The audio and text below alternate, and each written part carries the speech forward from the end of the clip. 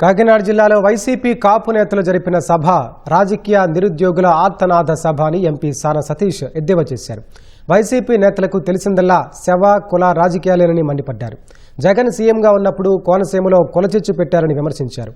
అమాయకులైన కాపు యువకులను అరెస్టు చేస్తే వైసీపీలో ఉన్న త్రిమూర్తులు ఎందుకు మాట్లాడలేదని సానా సతీష్ నిలదీశారు. కాపు ఆత్మీయ సభ కాదు, రాజకీయ నిరుద్యోగుల ఆర్తనాద సభ అని నేను చెప్తాను. మీరు వారు అక్కడ చూసిన వాళ్ళందరూ కూడా ఏం చెప్పారు, బయటకు వచ్చి ఏం ప్రాబ్లం ఉందని చెప్పారు. ఇదే నాయకులు వైఎస్ఆర్సీపీలో మేము ఈడబ్ల్యూఎస్ రిజర్వేషన్ తీసేస్తున్నానని చెప్పి జగన్ అన్నప్పుడు వీళ్ళు ఏమీ మాట్లాడలేదు.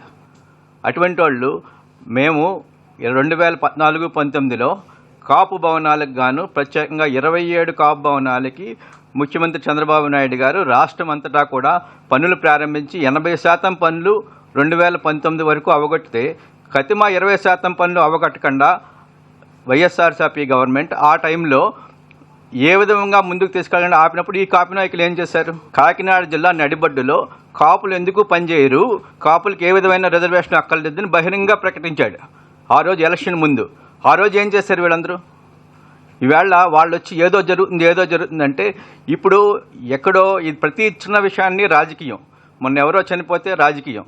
జగన్మోహన్ రెడ్డి దగ్గర ఒక టీం ఉంటుంది. వీళ్ళు ఏంటంటే ఎవరన్నా చనిపోతే ఆ శవం దగ్గరికి వెళ్ళి ఇతనికి కులం ఏంటి, కాప కమ్మ రెడ్డ చూసుకుని దాన్ని రాజకీయం ఎలా చేయాలని చెప్పి చూస్తూ ఉంటారు. ఇదే పద్ధతిలో మొన్న లాకప్ డెత్ అని చెప్పి ఇదని చెప్పి ఒక హడావిడి చేశారు.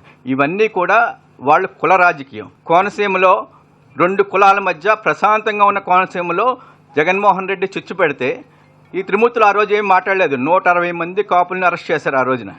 ఆ రోజు ఈ త్రిమూర్తులు వైఎస్ఆర్సీపీలో ఉన్నారు కదా, ఆ 160 మంది గురించి ఏమన్నా పోరాడా? ఈవేళ కోనసీమలో అతను కాపు సభ పెట్టమనేది సిగ్గుచేటు.